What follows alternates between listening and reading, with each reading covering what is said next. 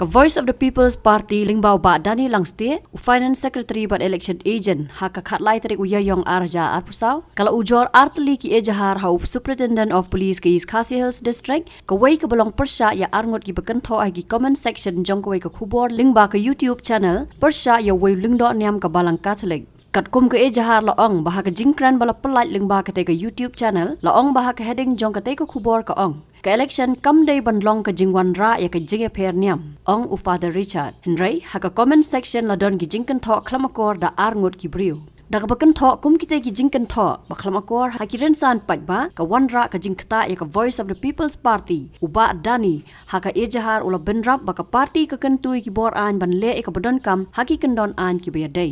Hakawai pat ka ejahar ka party ka lakdo. Badang syan ladon ki Shna ka Facebook page. Kapala ay kerteng Arden Miller kendai prasan riun rio RR prasan pra. Hakaba u administrator jong katega page u tip kerteng ku musatar bapaunam. Bad hakatega page ladon ka Kynthoh ka baong kesur u mende ya kari ka jat ben rio. Ka ejahar ka lakdo badon ki brio ki ba haki jing pentip ya brio ki Kynthoh haupra haki rensan social media. Bad ki ni ki kata yo president ka party uba Arden Miller besayo moj uba deiru MLA ka nongkrem bad benrap ba ki ni ki AKA ki long ban Kynthoh bria ya ka party.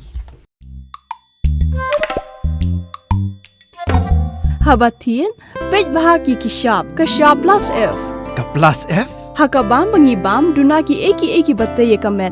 Namar kata habatiru atau kau kamlu ka umpnyang kadut pej ya ka sharp plus F haka jingsom.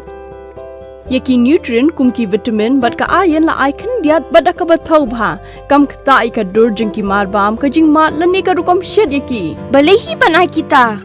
Kadon ka we ka jing mentoy ba kongsan. Ka kot ka kia.